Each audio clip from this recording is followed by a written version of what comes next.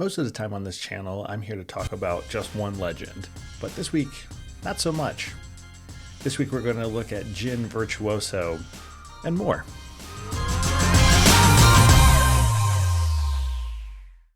Welcome to Runeterra Tourist. I'm Patrick.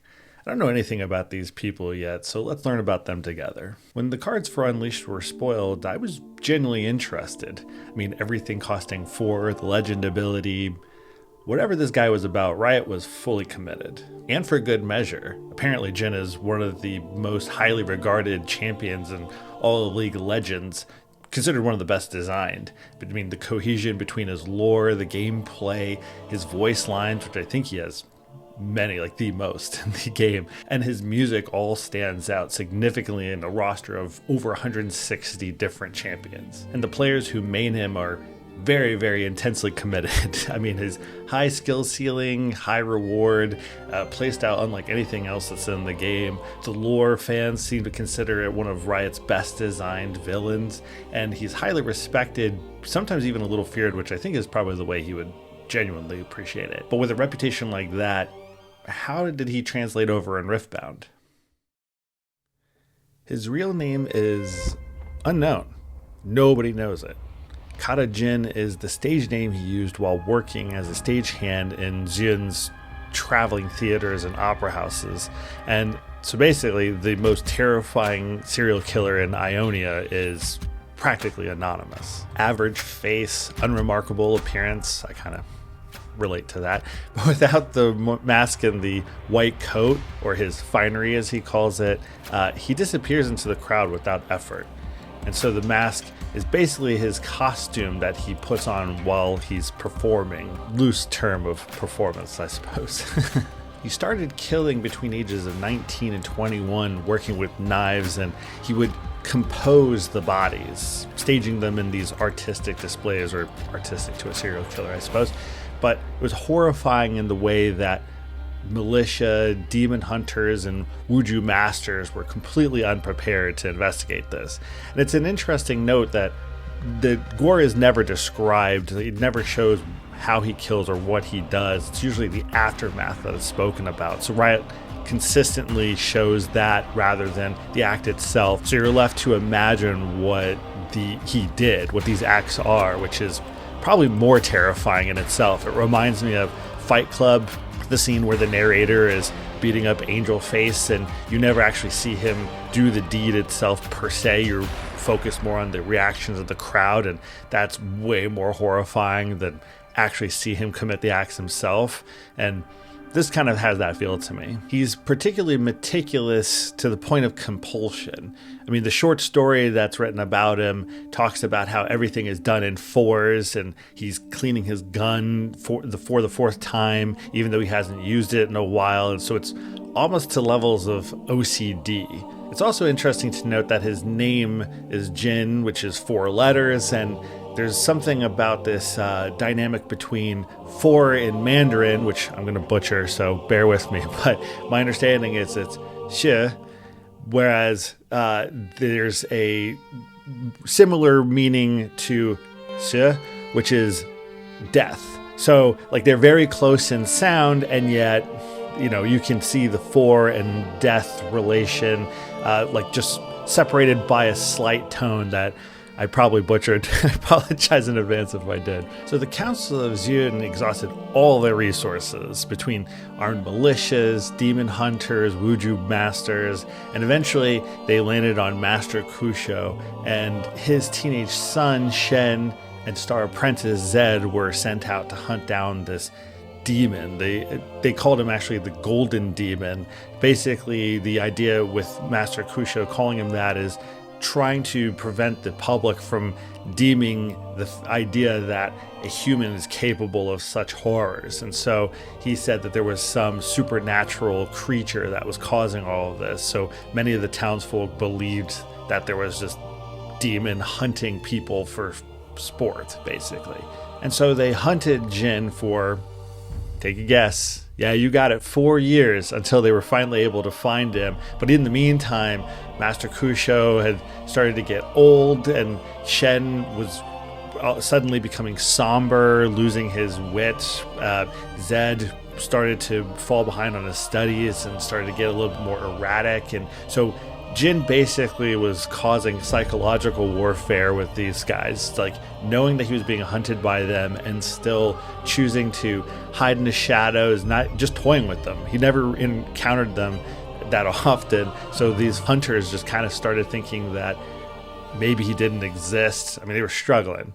But they caught him at the Spirit Blossom Festival at the Jom Pass. And so Kusho had disguised himself as a calligrapher. And when they finally found him and they cornered him, he was cowering, oddly enough.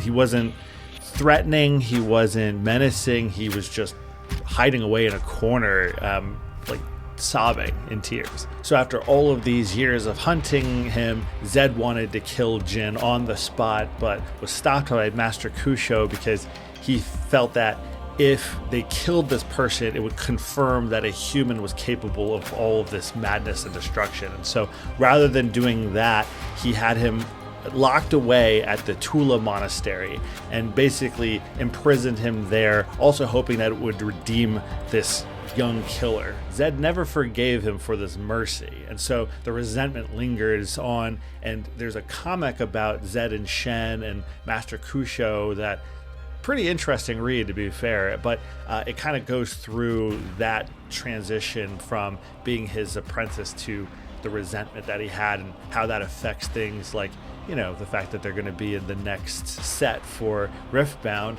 and so we're going to see the Vendetta set, but I'll save that for that release. So while he was imprisoned in the monastery, Jhin became a model inmate. He actually excelled in smithing and pottery and dance, and so the monks started to think that there was a mistake, that there was no way that this person was capable of such destruction and chaos and mayhem. So they couldn't find anything wrong and were genuinely curious about his backstory. So Ionia fell into turmoil once Noxus invaded, and there were political fractions all throughout the land. And so this shadowy cabal within this chaos here decided that Jhin actually was useful, and using him as a weapon of terror could rally the people. It's pretty messed up in a Dark Knight kind of way, I think. So they freed him and gave him access to the Kashuri armory. So basically had unlimited weapons at his disposal and unlimited funds. Pretty terrifying for somebody of his stature. But who freed him? Well, that's going to be a story that I'm going to leave for a future episode, just to get you to watch these things down the line. And so now he operates throughout Runeterra, kind of forcing Zed and Shen to work together. There's also a student of Shen's, Akali, who maybe we'll talk about in a future set as well, tried to take him alone and ended up in a trap, which we'll get into that for her story. But an interesting note about Jhin's mechanics in League of Legends is the fact that he was actually designed with the mechanics first and the lore came after. So all of this about the 4 shots, the 4th shot being the critical one, happened first, and then they developed a storyline. Jhin being 4 letters, the fact that his cost was 4,444 blue essence, his theme being written in a 4/4 score, things like that. So really went hard on the 4 aspect of this character. So given that Jhin was created with the mechanics first and lore second, I would imagine that Riot did a good job of developing that into the Riftbound cards, so let's take a look. Starting with his legend, Jhin Virtuoso, when you play a spell, if you spent 4 energy or more, you may banish it. Then, if there are 4 spells banished with me, put each in its trash, channel 4 runes, and draw 1. So right there, we're already seeing the 4 play in there, and that 4th one being the final kill shot, so to speak, the strongest part of his ability. So interesting note there, the fact that there's the passive ability of how these spells matter. They gave him 4 spells, and the 4th one being the decisive moment. I mean, it makes you kind of wish. It's pretty expensive on a Riftbound component. I mean, 4 times, and that takes a long process, so to speak, but maybe if he was into waltzes, this would be a little bit better. Overall, really good flavor for him. I think it'd be a little harder to execute in-game just because that's a lot of rune speed spent, but they did a good job with the flavor of this guy. Moving on to his signature spell, Curtain Call. You have the repeat ability with 1 energy, 1 power, and then 1 energy and 1 power, and conveniently costs 4. Didn't see that coming, I bet. But you can choose one that you haven't already chosen. You can draw a card, deal 2 to a unit at a battlefield, deal 3 to a unit at a base, and give a unit at a battlefield -4 might this turn. So this again emulates the 4 different shots that he has in League of Legends, the curtain call being his ultimate, so 4 long-range shots fired in a sequence that are more powerful than the last. A little bit more difficult to execute here, I guess. If you wanted to do that long-range shot, all of these would be focused at a unit on a base. In this instance, you have a little bit more variety, but I think they needed to make that pivot just so that it would have a little bit more ability to be applicable in Riftbound, because otherwise that'd be a little bit more nuanced and this would probably not see play like a lot of the set 1 signatures. So overall, pretty well done with the flavor. Like I said, 4 energy, awfully convenient, but a little bit more difficult to execute and pretty expensive. Moving on to his Fury champion unit, Jhin, Murderous Artist. He has his deflect ability, which means opponents must pay a power to choose him with a spell or ability, and he has ganking, which allows him to move from battlefield to battlefield, and when I move, add 1 energy and 1 power. Abilities that add resources can't be reacted to. So very interesting to note here. He's got the ganking ability, kind of reflects his ability to just appear out of nowhere, the jungling theme that's really heavy in Unleashed, as well as like a lot of the other legends. So him being able to just spontaneously appear makes a lot of sense for a serial killer of his nature. Also convenient, 4 energy, 4 might. Not a spell though, something to keep in mind for his legend ability, but this gives you the resource generation to help pay for those more expensive spells. I think it's going to still be a little bit more tricky to use, but a lot of other legends could absolutely use this unit. And finally, the champion unit out of Mind, Jhin, Meticulous Killer. You can see it's a 4 energy, 4 might unit. Has vision, so when you play me, look at the top card of your main deck and you may recycle it, and if you spent 4 energy or more to play a spell this turn, you may play me for 1 power. So once again, we see the 4 being used there. Apparently in Legends of Runeterra, also his power and health are also 4, so this is on theme with that. But this is a pretty good one, just in the sense that when you spend 4 energy, you can play him for 1 power. So that makes him way easier to play, not costing you too much in resources since you're already spending them on spells. Probably something for the champion unit space in Riftbound, but also a really interesting unit otherwise, just given the fact that he doesn't have any other abilities. The vision is pretty good, deals with the meticulousness that we talked about earlier, but yeah, other than that, pretty average unit. Very flavorful though.